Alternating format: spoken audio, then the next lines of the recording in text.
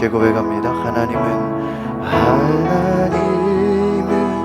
너를 지키시는 자, 너의 우편에 그늘 되시니 낮에와 밤에 달로 너를 해치 못하리. 하나님은 너를 지키시는 자, 너의 환난을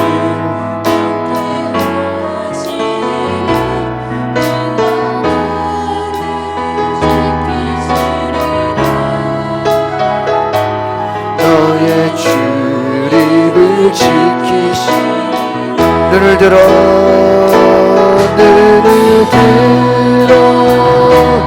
산을 보아라. 너의 도움 어디서 오나. 천지 지으신 너를 만드신 여호와께로다. 하나님은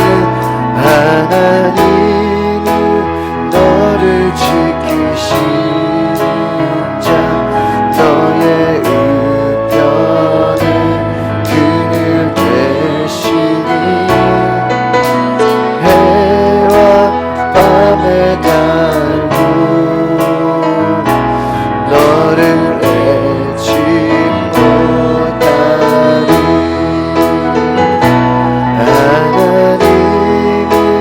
너를 지키시는 자, 너의 환난을 명쾌하시니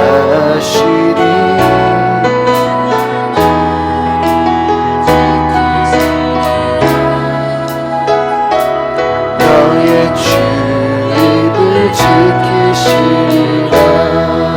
눈을 들어 산을 보아라. 너의 도움 어디서 오나. 천지 지으신 너를 만드신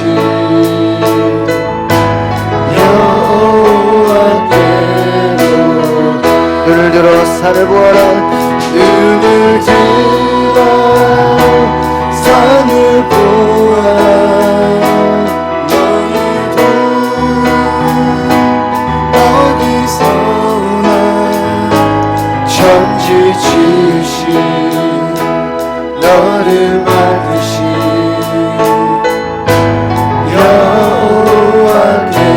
여호와께로다. 천지 지으신 너를 만드신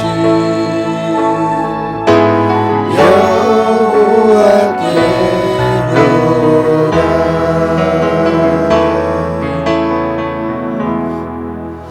우리 함께 주님의 영광 나타나셨네. 우리 박수면서 함께 찬양하겠습니다.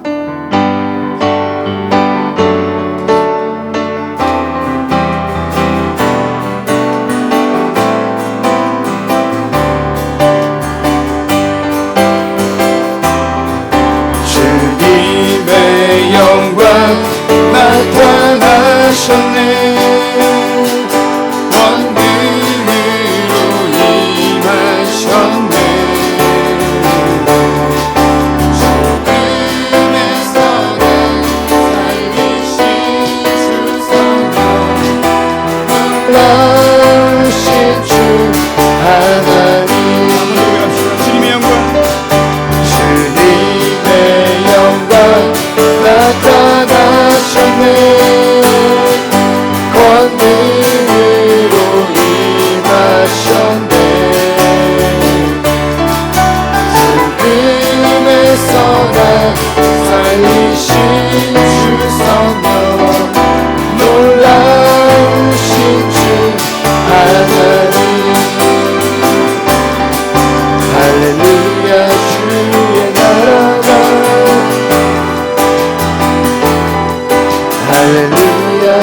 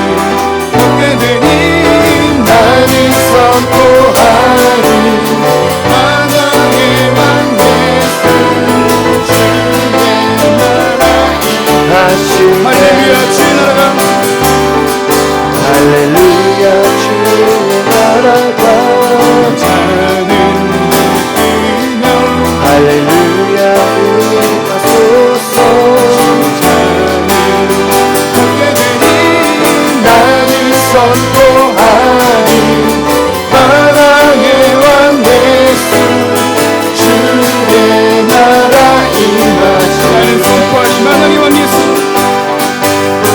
나를 선포하리 사랑의 왕 예수 주의 나라 임하시네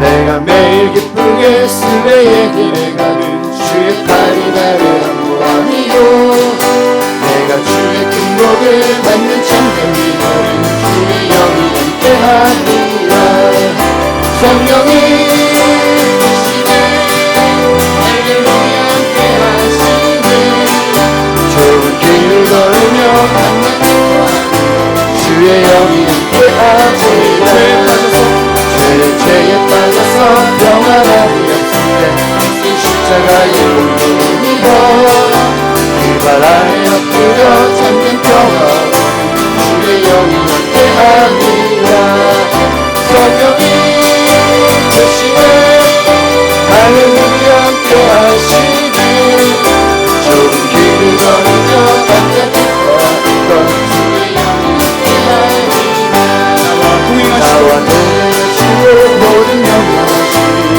숲의 새와 같이 기쁘다 내가 기쁜 마음으로 주의 뜻을 가는 주의 영이 함께하니라 성령이 오시네 할렐루야 함께하시네 좋은 길을 걸으며 반짝이고 주의 영이 함께하니 세상 모든 정욕과 나의 모든 영광을 십자가의 힘으로 쓰다듬네 다른 밤이 지나도 무거운 짐없으니 주의 영이 함께하리라 성령이 오시네 할렐루야 함께하시네 좋은 길을 걸으며 밤낮을 거하는 주의 영이 함께하리라 할렐루야 하나님께 영광의 박수 보내주십시다 아멘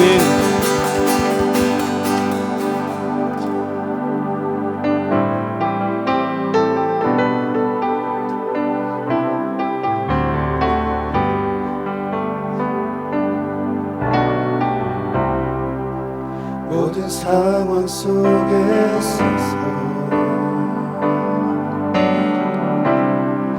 주를 찬양할지라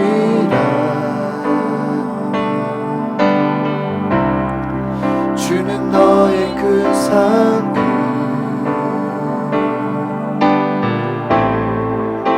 큰 도움이시라 주의 얼굴 구할 때 주의 영을 부으사 크신 사랑 안에서 주를 보게 하소서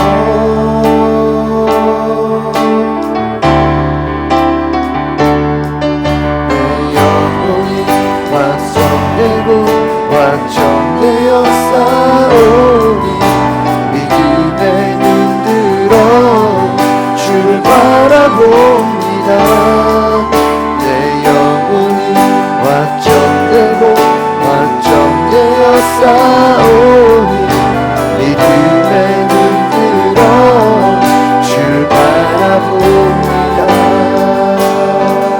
모든 상황 속에서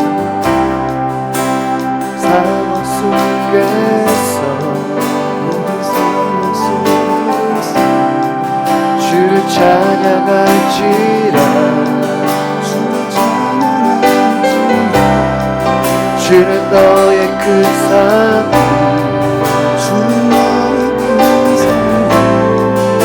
큰 도움이시라 주의 영을 부으사 크신 사랑 안에서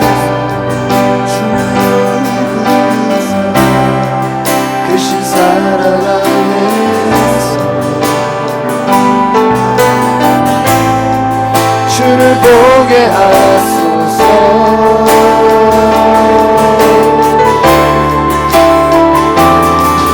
내 영혼이 확정되고 확정되어 싸우니 믿음에 눈들어 주를 바라봅니다. 내 영혼이 확정되고 확정되어 싸우니 믿음에 눈들어 주를 바라봅니다. 내 영혼이 확정되고 확정되어 싸우니 믿음에 눈들어 주를 바라봅니다. 내 영혼이 확정되고 확정되어 싸우니 믿음에 눈들어 주를 바라봅니다. 주를 찬양할 때 주의 나라 이미 임했네. 그 영원한 나라 보게 하소서.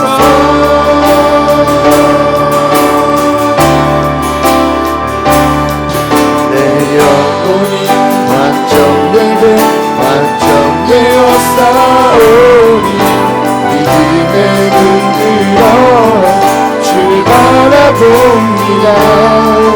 내 영혼이 완전되고 완전되어 싸우니 믿음에 눈들어 주를 바라봅니다.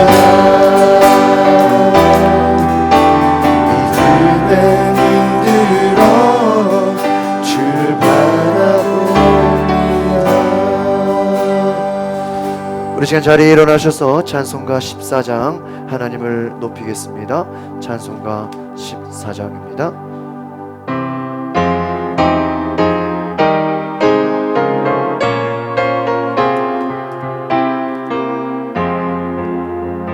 주의 하나님 하늘에 계시니 온전한 만민 주 앞에 찬송하네. 이 천지 만물로 주 앞에 엎드려 거룩하신 이름을 높이네. 주 언약하시고 끝까지 지키는 너와의 나라 영하여 복하리라. 주 얼굴에 올 때 내 맘이 기쁘고 영원히 주의 영광을 찬양하네. 왕의 왕 되신 주 하늘에 계시니 이 세상 죄악 이기신 구주 예수. 저 천군 천사들 주 오리하고서 이 성도 앞에 영원히 늘 섬기네. 성삼위일체께 승리한 노래들 다 기쁜 소식 높여서 감사드려. 창조주 하나님 내 주님 되시니 주 앞에 나도 엎드려 경배하네.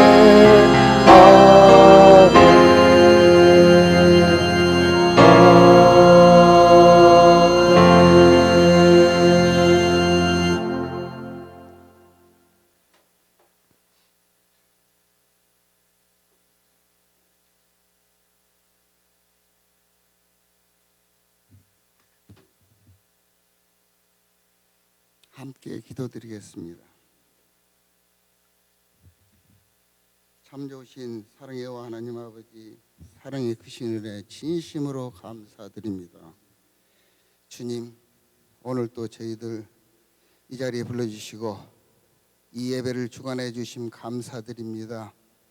사랑의 주님, 이 나라 이 민족을 사랑하여 주시옵소서.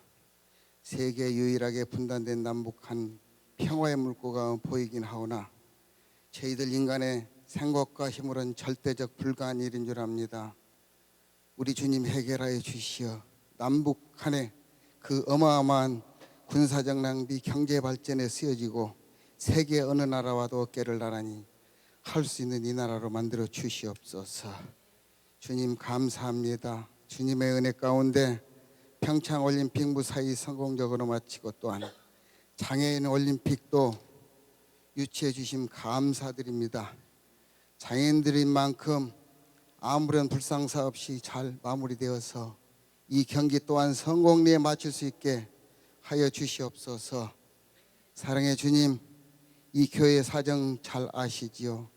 각 기관과 부서 모든 분야 원활하게 나아가게 하여 주시고 모든 부분 차고 넘치게 우리 주님 도와주시고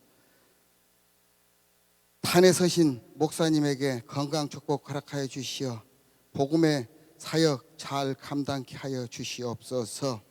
주님, 저희들 항상 세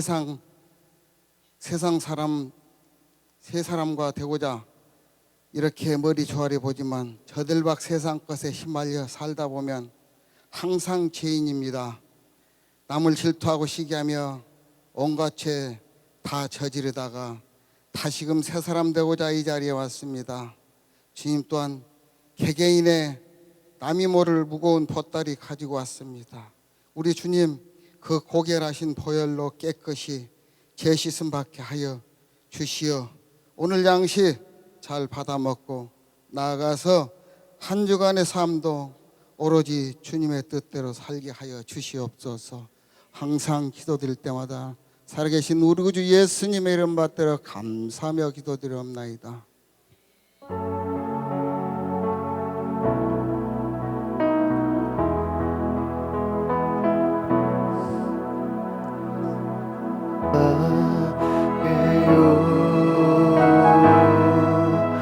목소리 높여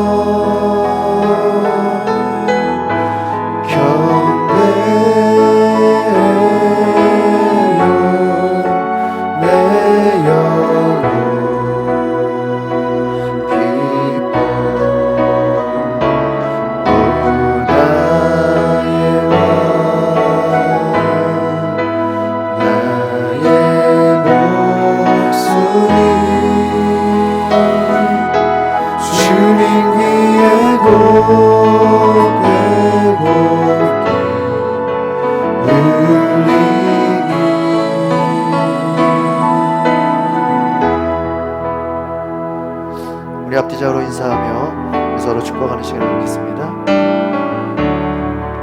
우리 모일 때 주 성령이 임하리. 우리 모일 때 주 이름 높이리. 우리만 모아 주를 경배할 때 주님 축복하시리. 주님 축복하시리. 한번 더 보면 우리 모일 때 주 성령이 임하리. 우리 모일 때 주 이름 높이리. 우리만 모아 주를 경배할 때 주님 축복하시리. 주님 축복하시리.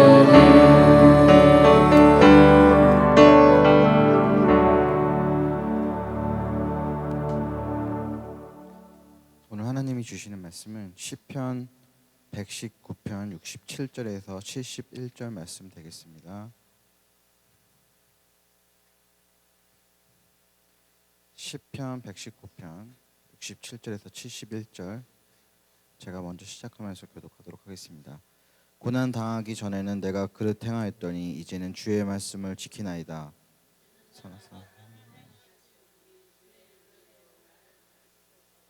교만한 자들이 거짓을 지어 나를 치려 하였사오나 나는 전심으로 주의 법도들을 지키리이다.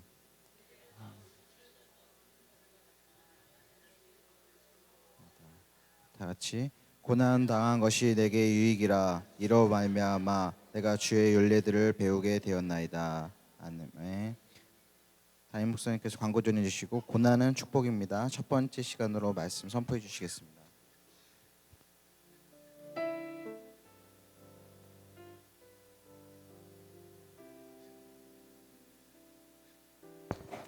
예, 우리 앞뒤로 인사합시다. 사랑하고 축복합니다. 잘 오셨습니다. 네, 우리가 3월 둘째 주 저희가 사순절을 보내고 있습니다. 예수님을 묵상하시고 예수님을 생각하시는 시간 되시기를 바랍니다. 지난주에 저희가 권사 집사 임직 감사 예배에 우리 함께 수고해 주시고 또 준비해 주시고 또 여러 가지로 많이 봉사해 주신 분들께 감사를 드립니다. 우리 한번 봉사해 주시고 수고해 주신 분들에게 우리 박수 한번 해드리겠습니다. 네, 감사합니다. 제가 지난 한 주간 동안 성경 통독을 하였습니다. 그래서 아주 큰 은혜를 받았습니다. 제가 5월 달에 첫 주에 또 5일 동안 성경 통독을 하겠습니다. 새벽 기도회가 오전 7시, 또 수요 예배, 금요 기도회 저녁 7시 반에 예배하고 있습니다. 저희들 그동안 아이들이 이제 활동할 공간이 없어서 우리도 오후에 그 식사하고 나면 이렇게 아이들이 있을 공간이 없어서 앞으로 그것을 위해서 저희가 기도하고 있었습니다. 그래서 주변에 좀 체육관을 태권도장을 좀 활용하고 싶다라는 생각이 예전부터 있었는데 그걸 알아보지를 못해서 이번에 윤우미 수사님께서 동네 그 태권도장을 좀 다 이렇게 돌아보면서 알아보셨습니다. 그런데 주일에 우리 열방교회 뒷건물 한강타운 맞은편에 그 저기 뭐죠 홈플러스 익스프레스에 있는 마트 4층에 금메달 태권도장이라고 있는데 그 관장님께서 오후에 교회에서 써도 좋다고 허락을 받았어요. 저도 가보지 못했는데 오늘 한번 가보려고 합니다. 그래서 1시간 반 정도, 길면 2시간 정도 아이들이 좀 뛰어놀 수 있고 우리 나중에는 우리 교회에서 또 레크레이션도 할 수 있고 좀 여러 공간으로 좀 활용을 했으면 좋겠다. 그래서 이렇게 또 지역에 공간을 쓸 수 있게 됐습니다. 감사합니다. 우리 수고하신 우리 윤우미 집사님 박수 한번 해주세요. 아주 큰 업적을 이뤘어요. 지역의 체육관들, 태권도장들을 좀 저희가 활용할 수 있으면 이렇게 아이들이 좀 뛰어놀 수 있는 공간으로 좀 놀이할 수 있는 공간으로 좀 삼으려고 합니다. 지난주에 저희가 원래를 못해서 오늘 저희가 속회 하시고 2시 10분에 맞춰주셔서 성교회 원합 원래회를 갖겠습니다. 제가 강의는 태신자 전도 세미나로 강의하겠습니다. 예배 후에 속장님들은 오늘 그냥 오전 예배 끝나고 속장님들은 잠시 한 5분 10분 5분 정도만 시간 되면 됩니다. 부활절 준비를 하겠습니다. 오후에 3시 반에 찬양팀을 연습하겠습니다. 그리고 돌아오는 토요일에 우리 낚시동호회 우리 작년에도 우리 남순자 권사님 우리 낚시동호회 갔다 왔는데 우리 가까운 김포의 이화 낚시터에 또 봄이 됐으니까 우리 낚시에 관심 있는 분들 함께 좀 교제하는 시간 갖겠습니다. 그래서 돌아오는 토요일 날 10시에 4월 달에는요 무의도에 바다 낚시를 좀 가려고 좀 알아놨어요. 그래서 그때 또 날짜가 잡히면 공지하도록 하겠습니다. 그때는 바다로 토요일 날 가겠습니다. 우리 남손교회 그 모임으로 3월 모임으로 전국 볼링장을 잡았습니다. 그래서 3월 18일에 오후에 함께 참여해 주시고 1여선교회 3여선교회는 고향 스타필드 아쿠아로 24일 날 오전 10시 출발로 잡았습니다. 4월 속회 인도자 교육은 3월 18일 다음 주에 땡겨서 하겠습니다. 우리 한국 교회가 공통적으로 지키는 부활절이 4월 1일입니다. 4월 1일 부활절 기억하셔서 이날 우리가 축제 예배가 되시기를 바랍니다. 3월 26일부터 30일까지는 고난 주간입니다. 그래서 많은 교회들이 새벽 기도를 하는데 저희는 저녁에 고난 주간 특별 기도회를 갖겠습니다. 처음으로 저희가 부활절 예배에 오후에 문화부 주간으로 부활절 속회별 찬양 대회를 하려고 합니다. 그래서 속별로 찬송가 한 곡, 복음성가 한 곡, 또 그 외에 개인적으로 찬조 출연 이렇게 하기 원하시는 분들은 신청을 우리 문화부에 해주시기를 바랍니다. 그래서 문화부에 이번에 첫 행사를 우리 부활절 행사로 가지려고 합니다. 우리 2층 예배실, 목양실, 냉난번기 목자원금이 되고 진행되고 있습니다. 자원하는 마음을 주시길 바랍니다. 우리 원로 목사님께서 고난에 대해서 이렇게 묵상을 해주셨습니다. 저도 오늘 설교 제목이 고난인데 같은 내용으로 이렇게 해주셔서 감사합니다. 우리 원로 목사님 건강하시라고 우리 박수 한번 해드리겠습니다. 네, 감사합니다. 제가 지난 그 주간에 5일 동안 성경 통독을 가졌는데요. 우리 김경숙 집사님과 윤은미 집사님께서 하루도 안 빠지고 개근을 해주셨어요. 매일 2시간씩 성경 읽는 모임에. 선물은 다음 주에 드리도록 하겠습니다. 간증을 시키려고 그래요. 그래서 우리 김경숙 집사님 박수로 모시겠습니다. 우리 미리 얘기 안 해줬어요. 우리 나오셔서 성경 통독 5일 동안 하루도 안 빠지고 매일 오셨는데 소감이 어떤지, 어떤 은혜를 받으셨는지 5월 달에 또 참석을 할 수 있도록 우리 소감을 나눠주시기 바랍니다.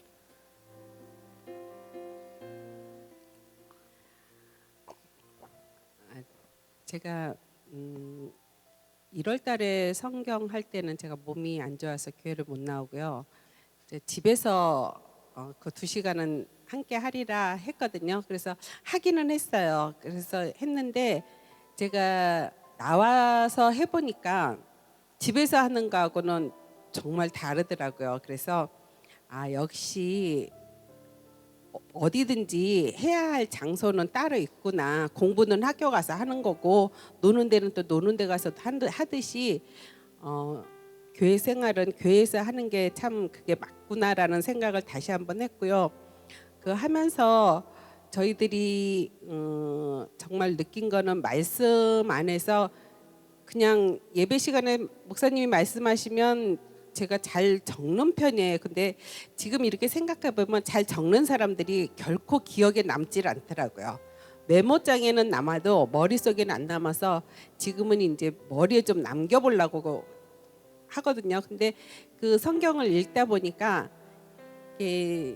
다른 사람들이 읽을 때 집중하게 되더라고요. 그래서 그 말씀 내용이 똑같은 성경을 읽어도 그게 저에 남고요. 제가 성경 구절을 한 구절도 외우지를 못해요. 근데도 그 말씀이 이 말씀이 여기에 히브리서에 있었구나라는 게 이제는 읽으면서 하니까 그게 기억에 남더라고요. 그래서 저희 나이처럼 정말 머릿속에 이렇게 안 들어올 때는 와서 이거를 하시면은 혼자 하시는 것보다 훨씬 좋더라고요. 그래서 제가 해보니까 진짜로 2시간 사실 굉장히 지루할 것 같은데요. 혼자 하는 게 아니기 때문에 돌아가면서 두 절씩 있기 때문에 시간 금방 가더라고요. 어쩔 때는 조금 더 했으면 하는 그런 생각이 들 만큼 그렇기 때문에 여러분들도 다음에 정말 그런 좋은 기회가 있을 때 오셔가지고 같이 참여하시면 많은 사람들이 오시면 이게 금방 돌아가요. 그렇기 때문에 오셔서 은혜 많이 받으시고 공부 많이 하시고 말씀에 은혜가 많기 때문에 참 좋은 기회였다고 생각합니다. 감사합니다. 네, 우리 목사님 나오시죠.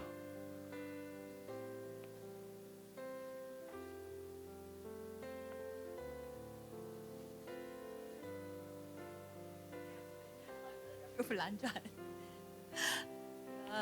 성경 하면서 맨날 안 빠지고 뭐 선물을 주신다니까 받으려고 나왔는데 그거는 그냥 농담이고요. 나오면서 이제 맨날 집에서 혼자 성경을 읽으려면 읽긴 읽어도 이렇게 머릿속에 남지가 않더라고요. 그래서 조금 이렇게 힘들었는데 나와서 이렇게 말씀을 함께 읽으니까 이렇게 마음에 남기도 하고 제가 진짜 은혜를 너무 많이 받았어요. 이번에 그 빛의 자녀는 빛으로 다녀야 되고 어둠을 물리치는 그런 저기 역할을 해야 되는데 우리가 교회만 왔다 갔다 하면서 빛의 자녀가 뭔지도 모르고 그냥 어둠에 속해서 사는 사람이 아닌지 모르겠어요. 나가서는 막 욕도 하고 막 그러는데 근데 빛의 자녀로 살면은 왜 우리가 행실을 다 조심하게 되고 그렇게 되잖아요. 이번에 말씀 중에 그 말씀이 너무 기억에 남고 그리고 또 집에서 또 이렇게 그냥 딴 거는 찬양 들어도 그러는데 저희가 읽었던 걸 다시 제가 집에 가서 이렇게 들었어요. 들었더니 또 그렇게 은혜가 넘칠 수가 없는 거예요. 그래서 저만 이렇게 함께 나눈 사람들만 은혜를 너무 받은 것 같아서 다음에는 온 교인들이 함께 나와서 좀 같이 은혜를 좀 나눴으면 좋겠습니다. 자주 가셨으면 좋겠습니다. 제 소감도 네, 감사합니다. 자, 잘해주셨어요. 네, 잠시 기도하겠습니다. 하나님 감사합니다. 저희가 또 사순절을 보내면서 또 하나님 말씀 묵상하고 또 기도할 수 있는 시간 주심을 감사합니다. 한 주 동안 믿음으로 승리하게 하시고 하나님의 주시는 그 능력과 은혜를 힘있게 하여 주시옵소서. 예수 그리스도의 이름으로 기도합나이다. 아멘. 한번 따라하겠습니다. 고난은 축복입니다.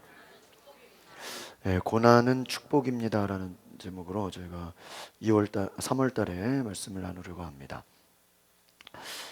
2018년 교회력으로 지난 2월 14일부터 우리 다가올 3월 31일까지 우리가 예수님의 고난을 묵상하는 사순절을 보내고 있습니다. 이 사순절은 부활절 전까지 6번의 주일은 뺀 거예요. 그 주일은 사순절에 포함하지 않습니다.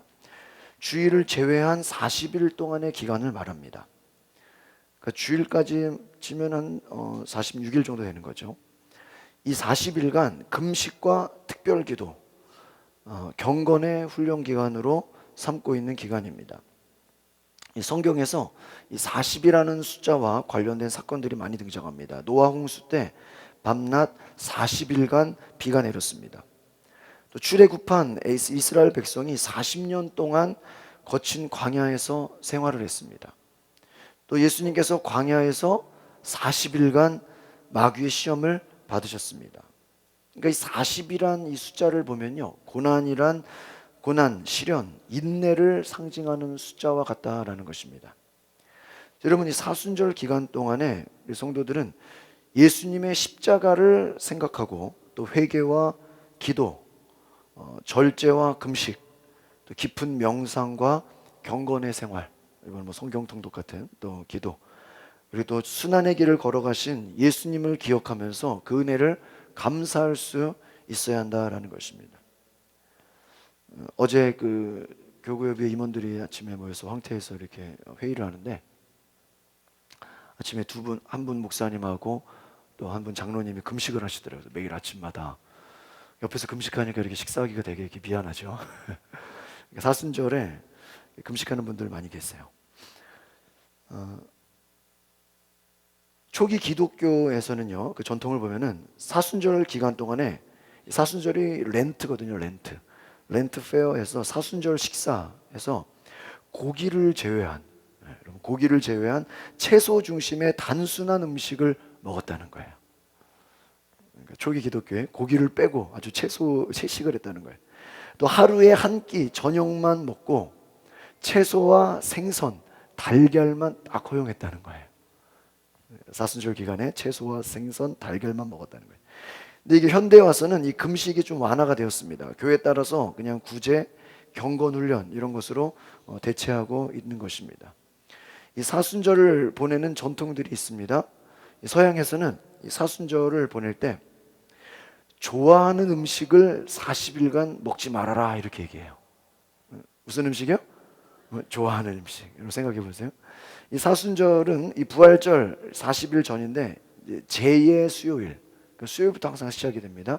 그래서 성토요일, 토요일로 끝나게 되는데 이 사순절의 역사가 약 한 4세기경부터 시작이 됐어요. 그래서 예수님께서 세례를 받은 뒤 40일 동안 광야에서 금식하고 사탄의 유혹을 받으면서 보낸 기간을 기념해서 생긴 관습입니다. 그러니까 부활절 전에 40일을 예수님의 그 광야를 생각하는 기간이죠. 그것을 생각하는 전통입니다. 그래서 어떤 금식을 하는데요. 이 금식의 규칙이 매우 엄격했다는 거예요. 예를 들어서 동방종교회 같은 경우는 하루에 해가 진 다음에 한 끼 식사만 허용했다는 거예요. 해 뜨고는 먹으면 되는데요. 해 진 다음에 한 끼만 딱 먹었다는 거예요. 그런데 육식은 물론 생선과 달걀도 40일 내내 금했다는 거예요. 그럼 뭐만 먹는 거예요? 채소만 먹는 거예요. 동방종교회. 근데 이게 이제 서양 교회에 와서는 그 규칙이 조금 느슨해졌어요. 그래서 요즘은 사순절 기간 동안에 특정한 음식, 좋아하는 음식을 피하고 작게나마 개인적 희생을 치르도록 하는 정도로 좀 바뀌었다라는 겁니다. 그러니까 각자 차이가 있겠죠. 내가 좋아하는 음식을 자기가 절제하고 금식해야 되겠다는 거예요. 사순절의 주된 정신은 절제와 금식이었다는 거예요. 그럼 절제와 금식하면서 뭘 하냐? 예수님을 묵상하는 거예요. 복음서를 읽듯이 말씀을 읽고 기도하는 거죠. 하나님과 하나가 되는 성령 안에서의 삶. 영적인 준비를 갖춘 뒤에 우리가 부활절을 맞겠다 하는 그러한 마음인 것입니다. 예수의 부활을 축하하는 데 있어서 우리가 영적인 준비, 예수님을 묵상하고 하나님과 하나가 되고 성령 안에 내가 영적인 교제를 하겠다라는 그러한 기간이 사순절이다라는 것입니다. 그래서 이 서양에서는 사순절이 수요일 날부터 시작을 하죠. 그럼 엄격한 단식을 해야 돼요. 그래서 이 미국이나 이런 서양권에서는 사순절 바로 전날 화요일이 되겠죠. 이 화요일 날 대대적으로 잔치를 벌인다 그래요. 지금도 미국의 뉴올리언스 같은 지방에서는요, 마르디 그라 해가지고요, 이게 뜻이 뭐냐면 기름진 화요일이에요. 이해가시죠? 40일간 엄격한 절제의 그 식단에 들어가야 되니까 화요일 날에는 모여서 뭘 하는 거예요? 잔치를 해가지고 고기를 배 터지게 먹는 거예요. 고기를 배 터지게 먹고요, 이제 수요일 날부터는 부활절까지 고기를 뭐 하는 거예요? 금식하는 거예요. 서양에서는 이런 전통과 그런 사순절을 보내고 있다라는 것입니다. 저는 뭐 목회 철학에 이런 교회력을 그렇게 제가 뭐 강조하는 건 아니에요. 요즘에 이게 드는 생각은 이 교회력을 우리가 좀 잘 활용하고 이 교회력을 잘 기념하고 그 의미를 우리가 잘 생각해 보면 기독교의 좋은 전통으로서 우리가 좀 받아들이면 또 신앙 성숙과 또 신앙 균형에 있어서 많은 유익이 있지 않을까 이런 생각을 좀 해보게 됩니다. 다시 설교의 주제로 돌아가 보겠습니다. 여러분, 고난이 축복이라는 생각 해보셨습니까? 해보셨어요? 네. 아마 우리 모두가 고난을 갈망하고 바라는 것이 아니라 우리 모두는 고난을 원해요, 피하고 싶어요? 피하고 싶을 거예요. 아니, 내 인생에 고난이라면 그냥 조용히 지나갔으면 좋겠다 하는 생각이 많을 것입니다.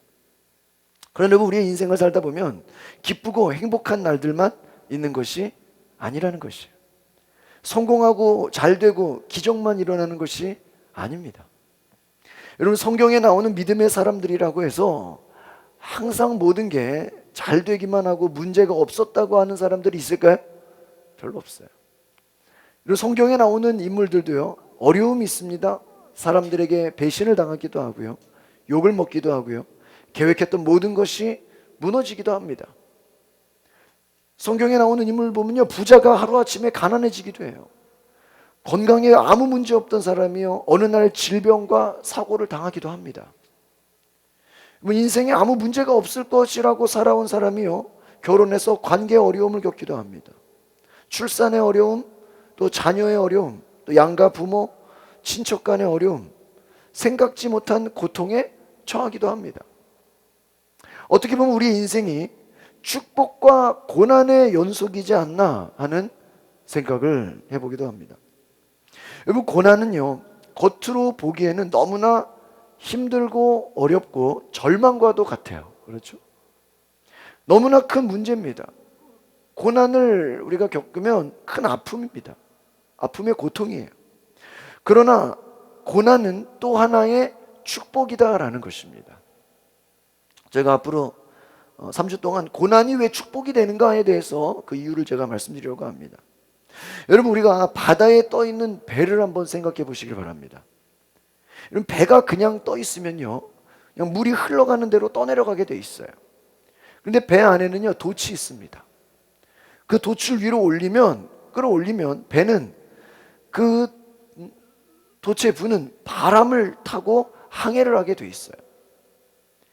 근데 문제는 뭡니까? 그 배 안에 돛의 방향이에요. 돛의 방향을 잘 잡으면 배가 원하는 방향에 안전하게 빨리 갈 수가 있어요. 그러니까 바람이 부는데 그 돛의 방향을 잘 움직이면 원하는 방향에 가죠. 그러나 이 돛의 방향이 잘못되면 오히려 배는 바람이 불면 불수록 점점 더 엉뚱한 방향으로 가게 되어 있습니다. 사랑하는 성도 여러분, 우리가 오늘 첫째로 기억해야 될 것은요, 이 고난이라는 것, 한번 따라해 볼까요? 고난은 바람과 같습니다. 고난이요, 우리가 생각해 보면 바람과 같다라는 거예요. 우리의 삶에 고난을 당할 때 이 바람과 같이 이 고난을 믿음으로 잘 이용하면 오히려 우리의 믿음이 전진한다라는 것입니다. 하나님 앞에 더 큰 축복을 받을 수 있다라는 겁니다. 그런데 반대로 고난을 대하는 자세가 잘못돼서 오히려 그 고난이 우리를 원치 않는 방향으로 몰고 가버릴 수도 있다라는 거예요. 고난에 대해서 우리가 어떤 자세를 취하느냐에 따라서 원하는 방향에 더 빨리 갈 수도 있고요, 오히려 원치 않는 방향으로 반대로 갈 수도 있는 거예요. 고난을 어떻게 대하느냐에 따라서. 사랑하는 성도 여러분, 고난이 우리를 더 성숙시키고 하나님 앞에 더 큰 일꾼이 되기 위한 훈련의 과정으로 축복의 통로가 될 수 있습니다. 그러나 반대로 고난을 우리가 잘못 생각하거나 잘못 대처하게 되거나 우리 자신이 고난 이후에 더 큰 어려움을 겪게 될 수도 있다는 거예요. 고난에 대해서 잘못 생각하고 잘못 대처하면 더 큰 어려움에 빠질 수도 있습니다. 오히려 고난 때문에 더 아래로 떨어지는 경우를 보게 되는 것입니다. 고난은요, 고난 자체가 얼마나 큰가 얼마나 작은가 그 크기가 문제가 되지 않는다라는 것입니다. 우리는 고난을 생각할 때 그런 생각을 해요. 내가 남보다 주변 사람들보다 더 큰 고난을 받았다고 생각합니다. 야, 내가 받은 고난이 제일 커. 절망하고 낙심에 빠집니다. 고난이 얼마나 큰가 작은가 보다 더 중요한 것이 있어요. 그것은 바로 우리가 고난을 대하는 우리의 자세와 태도라는 것을 기억하시기를 바랍니다. 고난에 대한 우리의 태도가 내가 믿음의 눈으로 바라보느냐 아니면 불신앙의 눈으로 바라보느냐에 따라서 이 똑같은 고난을 당했는데 결과는 완전히 다를 수 있다는 거예요. 바로 문제는요, 고난을 대처하는 자세다라는 것입니다. 그런데 이 고난을 대처하는 자세는 우리가 고난을 당했을 때 그 고난 가운데 있을 때 만들어지는 것이 아니라는 것이에요. 우리 자신이 평안하고 아무 일도 없는 것 같은 일반적인, 여러분 지금 고난이 없는 분들 계시죠? 고난이 없는 이 상태에서요, 고난을 어떻게 대해야 되는지 그 자세가 만들어진다는 것입니다. 그러니까 다른 말로 하면 여러분이 고난을 당했을 때, 고통을 당했을 때 그때 가서 내가 이 고난을 어떻게 대해야지, 어떤 자세를 취해야지 하면 이게 잘 되어야 한대요? 안 된다라는 거예요. 지금 평소같이 고난이 없을 때, 아무 일도 없을 때, 이런 평범한 상황에서 내가 고난을 어떻게 취해야 되는지 그 자세를 미리 학습해야 된다는 거예요. 미리 준비해야 된다는 거예요. 고난은 미리 준비하고 그 대처한 자에게 이길 수 있다는 거예요. 만약 지금 여러분의 삶에 내가 아무런 고난이 없다, 별로 내가 지금 힘든 게 없다라고 생각한다면 지금 이 고난의 문제를 깊이 생각하고 대비하고 대처할 수 있는 지혜를 가지시기를 바랍니다. 왜냐하면요, 우리는 누구도 우리의 인생 앞날에 어떤 일이 어떻게 일어날지, 어떤 일들이 내게 닥쳐올지 예측할 수 있습니까? 없습니까? 없어요. 우리는 누구도 미래에 내 인생에 어떤 일이 닥칠 것을 누구도 예측할 수 없다라는 거예요. 그래서 여러분, 우리가 평안할 때, 아무 문제 없을 때, 일상적일 때 이 고난에 대한 자세를 준비해야 된다라는 거예요. 어떻게 보면 고난이 없다고 생각하는 지금, 여유 부리고 그냥 우리가 고난에 대해서 필요 없다고 생각하는 것이 아니라 이 고난과 역경을 대처하는 자세를 길러야 한다라는 것입니다. 오늘 저와 여러분이 이 고난에 대한 어떤 자세를 갖고 있습니까? 성경에는 고난에 대한 자세가 바로 정립되지 않은 상황 속에서 생각지 못한 고난을 당하게 된 여성의 이야기가 나옵니다. 룻기 1장에 나오는 나오미라는 여성이에요. 이 나오미는요, 남편과 모압 땅에 들어가 살게 됐습니다. 그리고 자녀를 낳았어요. 그런데 어느 날 갑자기 남편이 죽습니다. 그리고 시간이 지나서 이 성경에 보니까요, 10년 안에 두 아들이 다 죽어요. 며느리만 남아요. 남편도 죽고 아들도 다 죽고 며느리만 남았어. 이때 이 고난을 생각지 못한 어려움을 당한 이 나오미가 이렇게 고백합니다. 룻기 1장 20절에 나오미가 그들에게 이르되 나를 나오미라 부르지 말고 나를 마라라 부르라.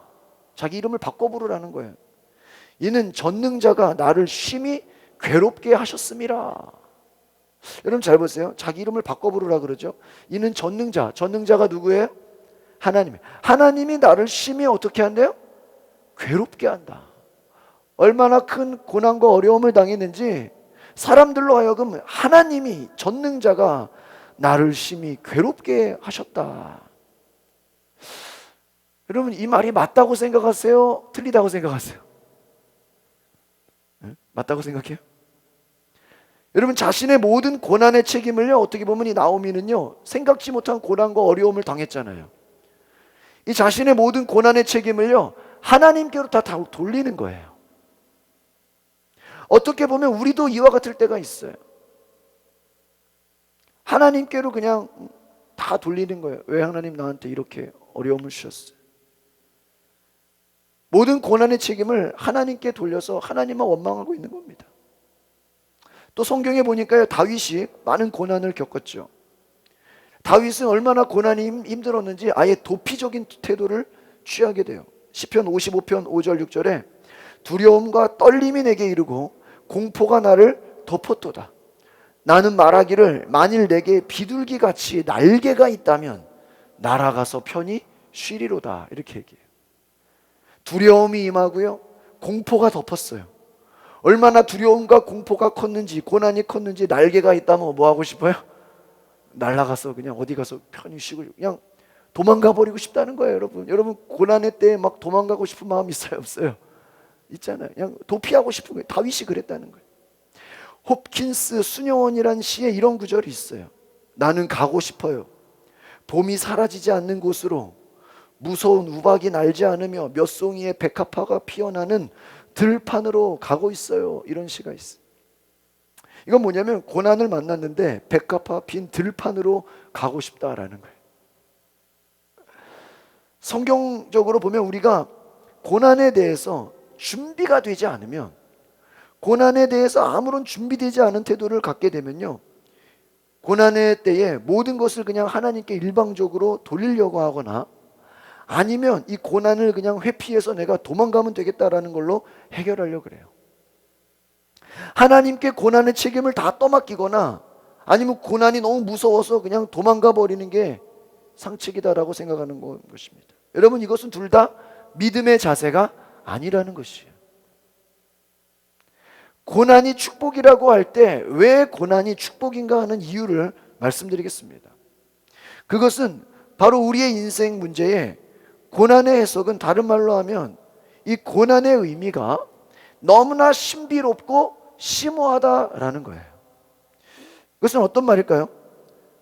우리가 고난 당시에는요, 그 고난을 맞이한, 여러분 고난 속에서 여러분이 한번 제일 힘들었던 때 생각해 보세요.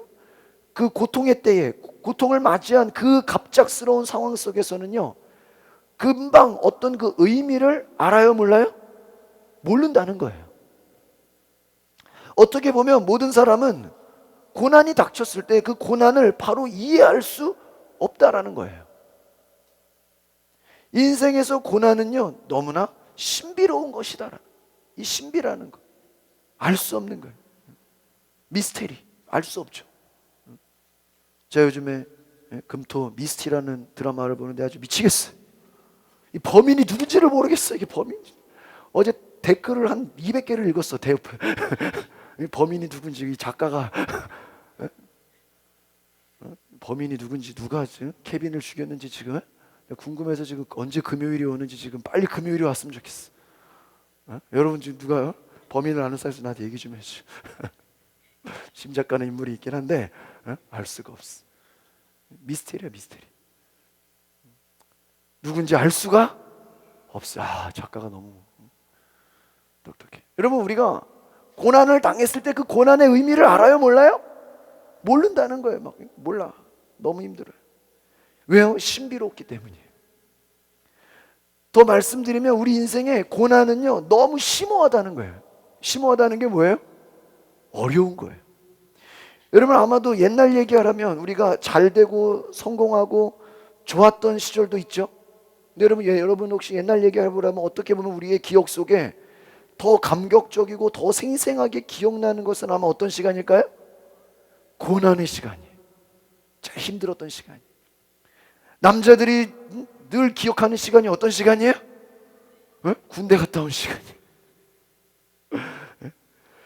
군대에서의 기억을요 수십 년 지나도요 잊어버려요 안 잊어버려요? 안 잊어버려요. 내가 군대에서 그냥 국가를 위해서.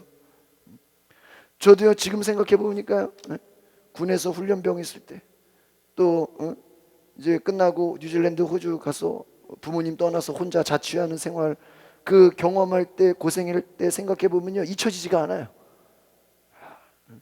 막 생생해요 기억이. 많은 학자들이 인생에 다가오는 고통의 문제에 대해서 크고 작은 책들을 쓰고 있습니다. 이 고통이 뭔가, 고난의 의미, 고난의 깊이, 고난의 해석, 이것을 위해서 막 노력을 하고 있어요. 내용들을 보면 그렇습니다. 의인들이 왜 고통을 당하는 것일까?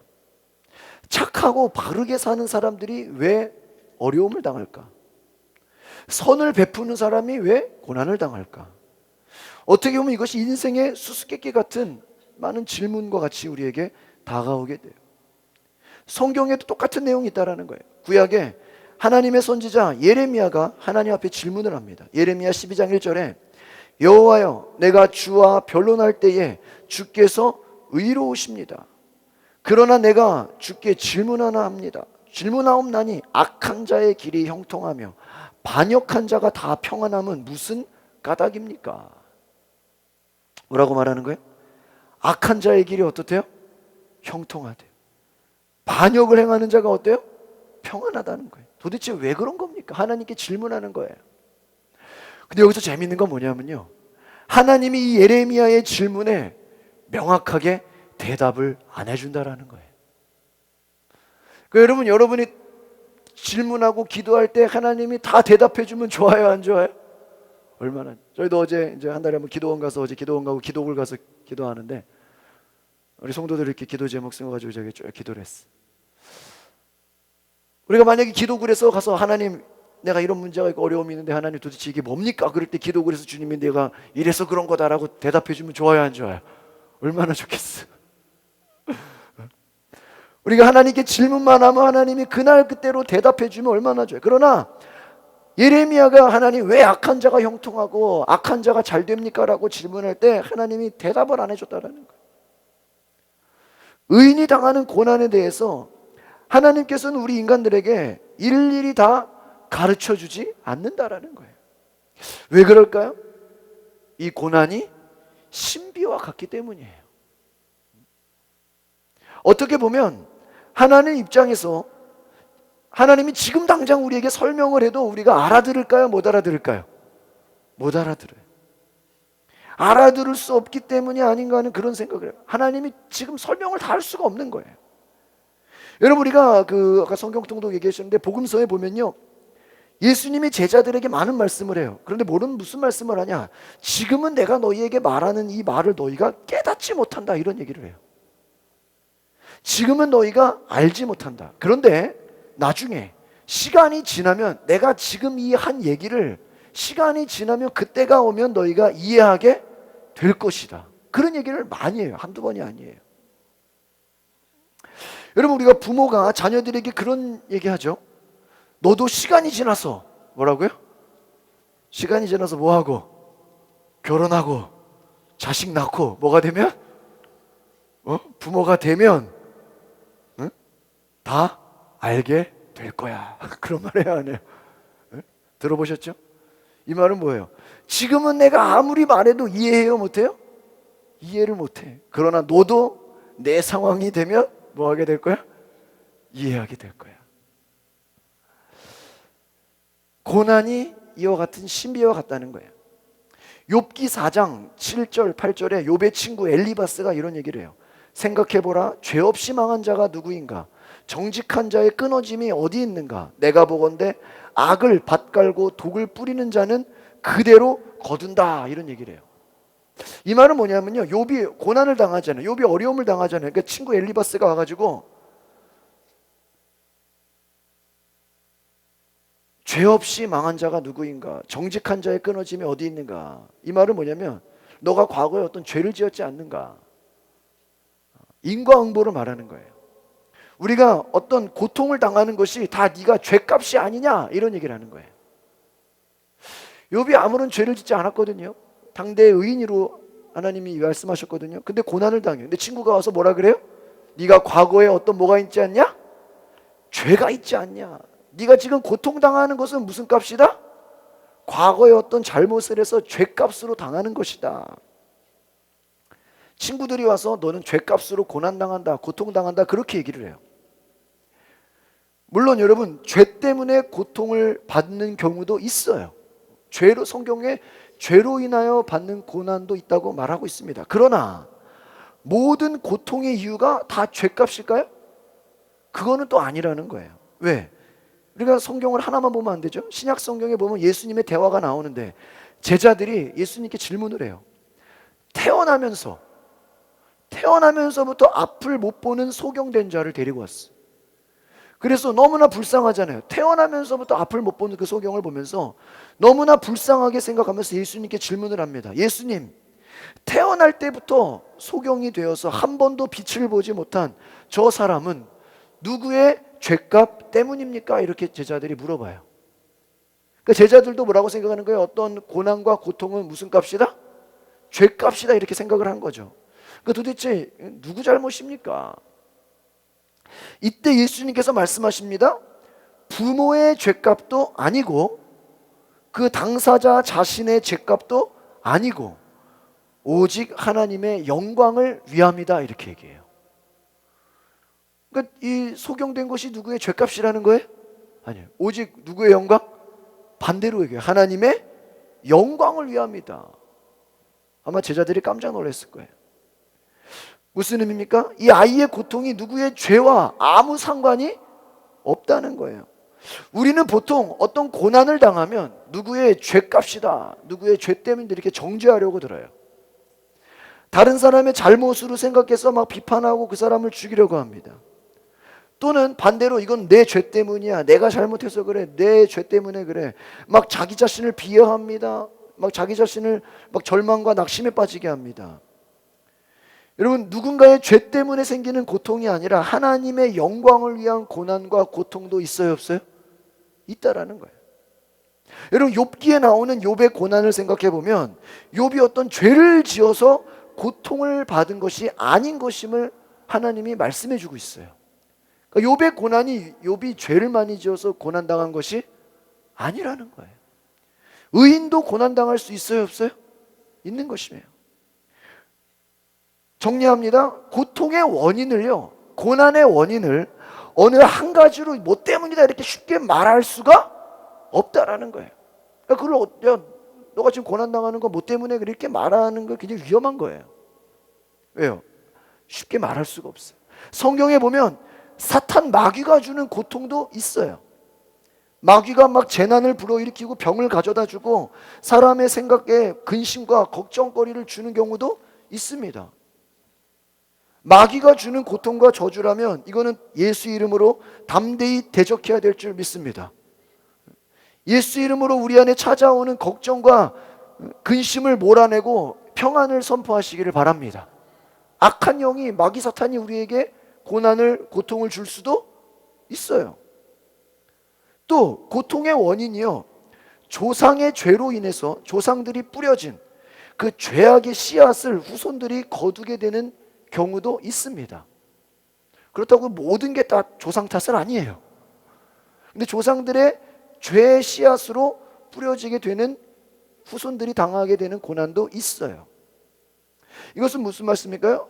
어떤 고난은 쉽게 풀릴 수 있는 문제가 아니라는 거예요. 다시 한번 따라합시다. 고난은 신비롭습니다. 고난은 심오한 것입니다.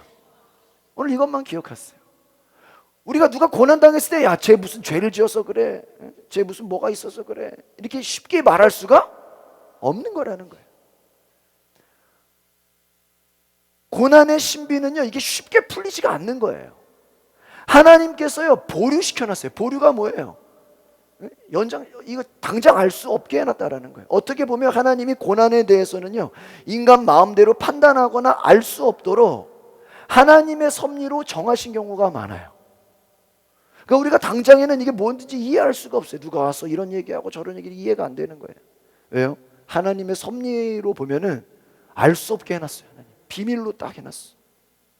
우리 스스로가 앞으로도 하나님, 의인에게 왜 고통이 있습니까? 내가 의롭게 사는데, 내가 11조도 잘 드리고, 내가 교회 봉사 잘하고, 내가 예배 안 빠지고 기도에 다 나왔는데 내가 왜 고난받아야 됩니까? 그때 우리가 이해할 수 없는 많은 문제로 다가오게 될 것이. 여러분, 예배 잘 드리고 기도 많이 한다고 해서 고난이 없는 걸까요? 아니라는 거예요. 어떻게 보면요, 또 다른 차원의 고난이 우리에게 찾아올 수 있다는 거예요. 역사적으로 사람들은요, 이 고난의 문제를 해결하기 위해서 다양한 해결책을 막 추구해 왔어요. 타 종교를 말씀드리겠습니다. 힌두교에서는요, 갈말이라고 하는 그 교리가요, 뭐냐면 네가 전생에 죄값으로 인해서 이 땅에서 고난을 받는 거다, 이렇게 얘기를 해요. 인과응보죠. 과거의 죄 때문에 고난받는 것이다. 그래서 사람들을 비참하게 구속합니다. 불교에서는요, 열반의 교리를 말해요. 이 열반이라는 건 뭐냐면 촛불을 끄듯이 꺼진다, 이런 뜻이에요. 그래서 네가 욕망을 종식시키면 모든 고통이 사라질 것이다, 이렇게 말해요. 이건 뭐와 같은 거냐면 현실을 도피하게 하는 거예요. 이슬람에서는요, 고난을, 이거는 알라 신이 정해준 운명이야, 이렇게 얘기해요. 그래서 고난을 빠져나오려고 하지 말고 오히려 그냥 불평하지도 말고 그냥 숙명으로 받아들이게 한다는, 이거는 그냥 받아들여. 현대 철학 에피쿠로스 학파는요, 고난을 이기기 위해서 향락주의를 말해요. 그래서 고난을 겪으면 망각해라, 술과 쾌락과 어떤 무엇을 하든 잊어버리고 그냥 넘기는 게 지혜다, 이렇게 쾌락으로 이기게 한다는 것이. 사랑하는 성도 여러분, 우리가 고난의 문제를 인간이 머리 싸매고 푼다고 해결되는 것이 아닌 것을 기억하시기를 바랍니다. 고난을 통해 섭리하시는 하나님을 바라보시기를 바랍니다. 우리는 고난을 당하면요, 이 고난이 얼마나 큰지 그 크기를 자꾸 재보려고 그래요. 주변 사람의 고난보다 내가 더 크다고 생각하면 갑자기 어떻게 돼요? 우울증에 빠져요. 또 고난을 당하면 이 고난이 언제 끝날 건가를 생각해요. 그래서 금방 끝날 것 같지 않으면 모든 소망을 잃어버리게 됩니다. 우리의 문제는요, 잘 보세요. 고난을 만났을 때 계속해서 그 고난을 묵상하고 고난을 바라보고 고통을 비교해서 점점 더 큰 고통과 수렁 속으로 스스로 빠져들어가고 있다는 거예요. 고난을 묵상하면서 고난의 정체를 분석해요. 막 고난을 계속 묵상하면서 원인을 찾으려고 해요. 뭐 때문에 그런 거지? 고난을 묵상하면 묵상할수록 여러분, 아마 고난의 문제가 더 크게 다가올 것이라는 거예요. 점점 우리는 감당하기 어렵게 될 것입니다. 고난 가운데 우리가 가져야 할 태도가 무엇일까요? 고난의 문제, 고통의 문제를 바라보지 말고 고난을 주신 하나님을 바라봐야 된다는 것입니다. 할렐루야. 한번 따라합시다. 하나님을 바라봅시다. 고난을 바라보지 말고 누구를 바라보라고요? 하나님 바라보라는 거예요. 시편 119편 75절에 여호와여 내가 알거니와 주의 심판은 의로우시고 주께서 나를 괴롭게 하심은 성실하심 때문이다. 이렇게 얘기해요. 이해가 안 가요. 주께서 나를 괴롭게 하신 것이 성실하심 때문이래요. 우리가 생각할 것은요, 우리를 괴롭히는 고난 그 자체가 아니라 고난을 다루시는 하나님의 뜻이 무엇인지 생각해 보시기를 바랍니다. 우리가 고난을 당할 때 고난 자체에 눈을 돌리지 말고 고난의 상황 속에서 우리 가운데 일하시는 하나님을 바라보고 하나님을 만나야 된다는 것입니다. 우리가 고난 가운데 하나님이 나를 버리신 게 아니냐? 아니에요. 오히려 고난 가운데 하나님을 만나고 오히려 고난 속에서 하나님의 성실하심, 하나님을 신뢰할 수 있으시기를 바랍니다. 우리가 당하는 어떤 고난도 여러분 하나님이 함께하면 승리할 수 있습니다. 하나님의 성실하심을 믿으시기를 바랍니다. 우리가 당하는 모든 고통과 고난을 아시고 하나님은 우리를 건져내 주시는 분인 것을 기억하시기를 바랍니다. 우리가 기억해야 될 것이 뭐냐? 하나님은 우리의 모든 고난을 우리의 유익을 위해서 선용하신다라는 거예요. 선용. 여러분 선용이 뭐예요? 좋은 쪽으로, 선한 목적으로 사용하신다라는 거예요. 오늘 우리가 본문의 말씀 두 구절을 읽고 마치겠습니다. 오늘 주보에 나와 있는 67절 말씀 같이 읽어보겠습니다. 시편 119편 67절 시작. 고난당하기 전에는 내가 그릇 행하였더니 이제는 주의 말씀을 지키나이다. 또 71절을 보겠습니다. 마지막 시작. 고난당한 것이 내게 유익이라 이로 말미암아 내가 주의 율례들을 배우게 되었나이다. 여러분 여기서 고난의 의미를 뭐라고 얘기해요? 고난 때문에 내가 깨달았다라는 거예요. 내가 주의 말씀을 지켰다. 고난이 유익이다. 이것은 뭐예요? 내가 배웠다는 거예요. 배운 게 뭐예요? 깨달았다는 거예요. 여러분 고난을 통해서 우리가 기억할 수 있는 것은 깨닫는 것입니다. 하나님께 돌아오지 않는 자를 하나님은 고난을 통해서 돌아오게 하세요. 죄를 범하는 자녀를요 고난을 통해서요 하나님은 회개하게 하세요. 고난을 통해서 영적으로 잠자는 자들을 일깨워서요 하나님은 고난을 통해서 우리에게 기도하게 하세요. 하나님은 우리를 선한 목적으로 깨닫게 하기 위해서 하나님은 고난을 사용하신다는 거예요. 여러분 고난을 당할 때 깨달을 수 있는 지혜가 있으시기를 바랍니다.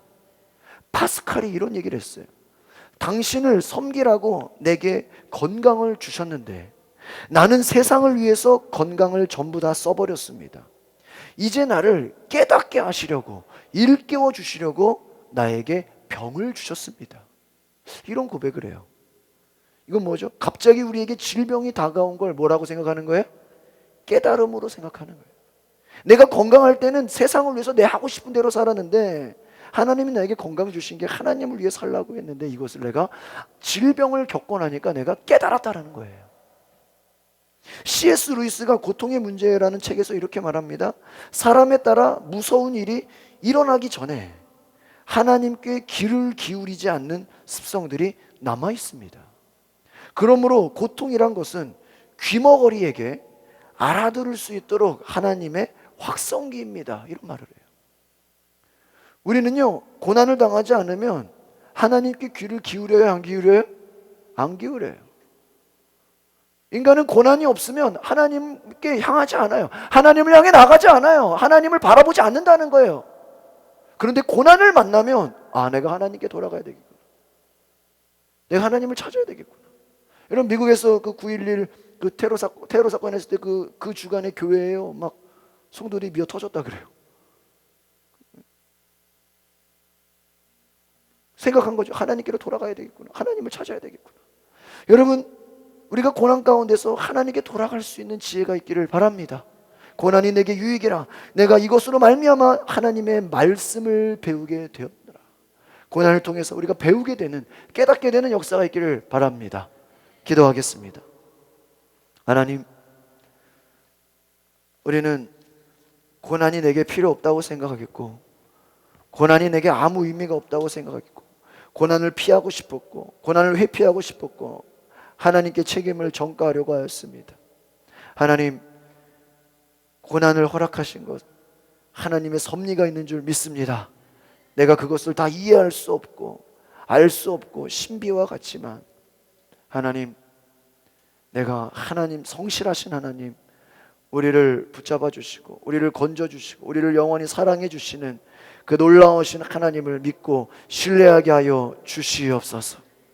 그래서 어떤 상황 속에서도 고난을 바라보는 것이 아니라, 고난을 묵상하고 내가 눌려있고 절망하는 것이 아니라 살아계신 하나님을 바라보게 하여 주시옵소서. 내가 이해할 수 없어도, 다 알 수 없어도 하나님을 끝까지 신뢰하게 하여 주시옵소서. 고난을 이기게 하시는 하나님을 바라보게 하시고, 내 부족함, 내 연약함, 내가 하나님을 바라보지 못했던 나의 모든 것들을 돌이키고 깨닫는 시간 되게 하여 주시옵소서. 예수 그리스도의 이름으로 기도하옵나이다. 아멘. 함께 봉헌 찬양 드리시겠습니다.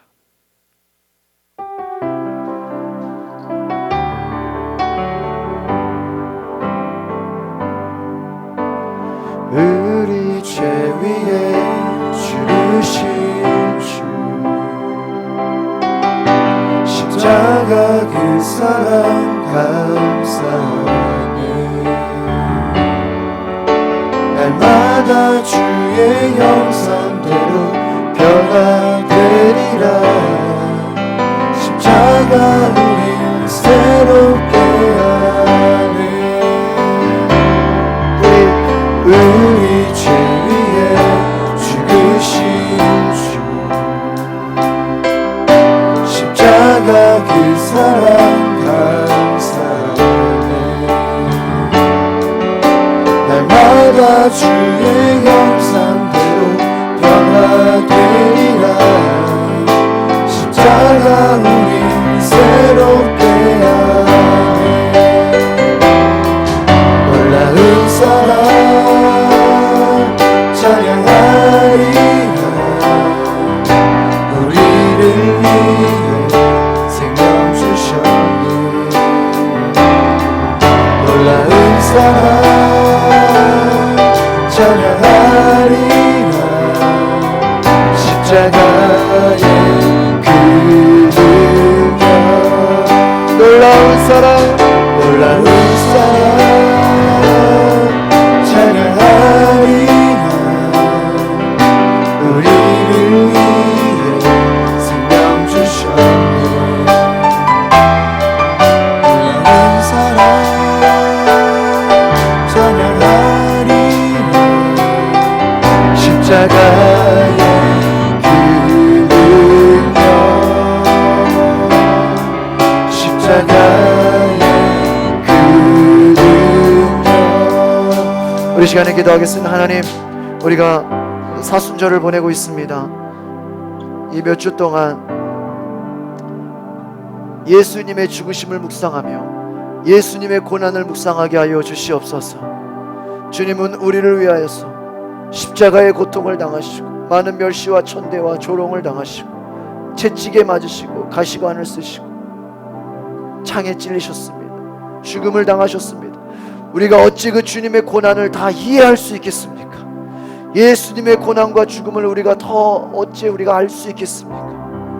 우리는 내 고난도 알지 못했습니다. 하나님을 원망하고 있습니다. 주여, 오늘 나를 깨닫게 하여 주시옵소서. 내가 고난 가운데 십자가를 지신 주님을 바라보게 하여 주시옵소서. 고난을 묵상하는 것이 아니라, 절망하는 것이 아니라 내가 예수님 바라보게 하여 주시옵소서. 깨닫고 돌이키게 하여 주시옵소서. 회개하여 하나님의 말씀으로 나의 삶을 돌이키게 하여 주시옵소서. 우리 다 같이 주여 한번 부르고 동성으로 오늘 말씀을 생각하시면서 기도하겠습니다. 주여,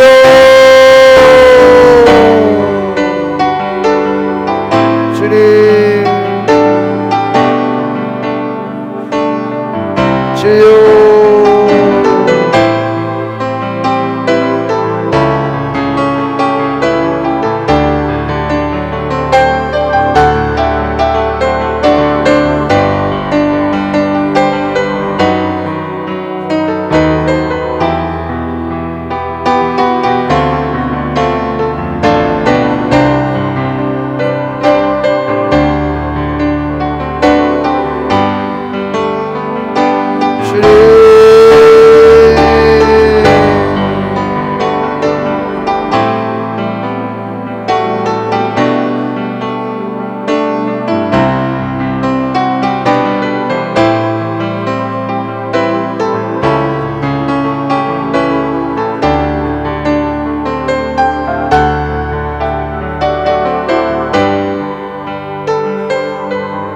우리가 다 알 수 없어도, 우리가 다 이해할 수 없어도 그 고난의 신비, 고난의 심오함을 깨닫게 하여 주시옵소서.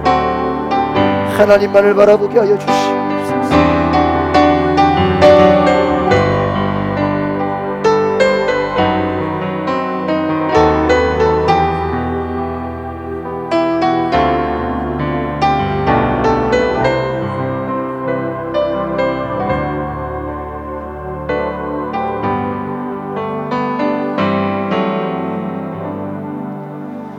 하나님 감사합니다.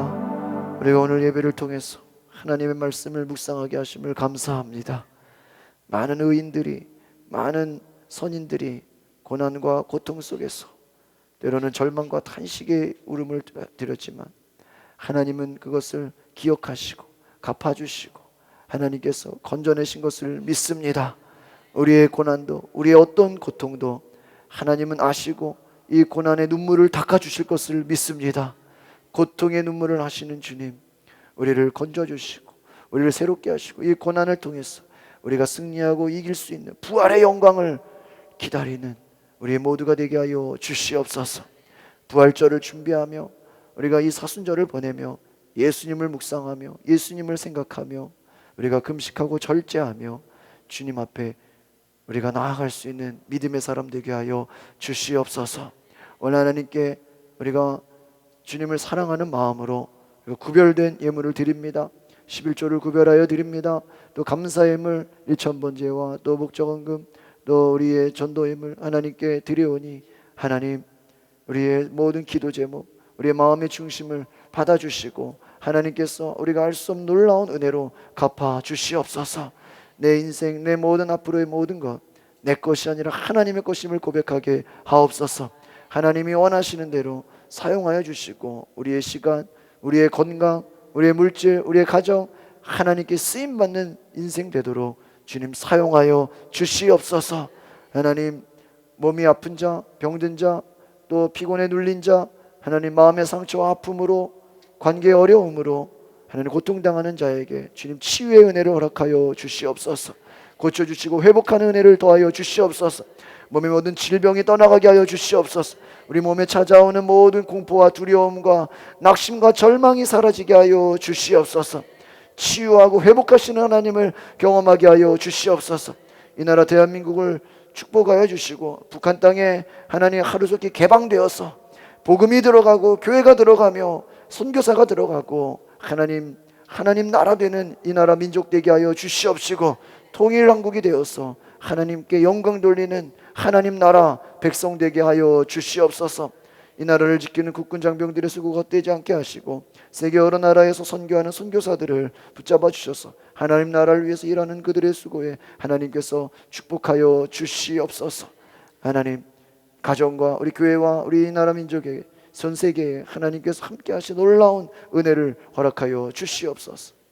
지금은 우리를 위하여 고난의 신비와 심오함을 채울하신 예수 그리스도의 은혜와 그 아들을 이 세상에 보내주신 하나님의 무한하신 사랑하심과 오늘 예배를 통하여 말씀을 통하여 고난 속에서 하나님의 섭리를 깨닫게 하시는 성령의 역사가 오늘 예배를 드리고 하는 모든 성도들 위해 이제부터 영원토록 함께 하시기를 축원하옵나이다.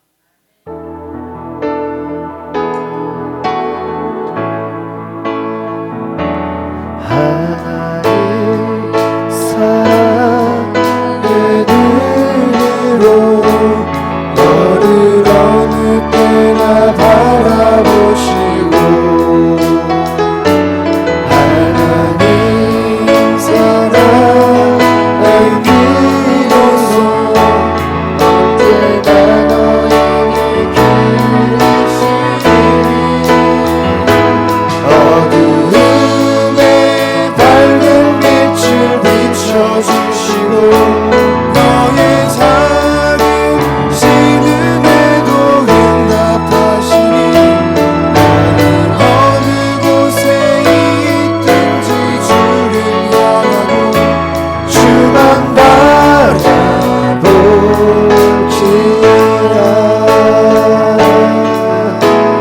하나님께 영광의 박수 드리겠습니다. 할렐루야.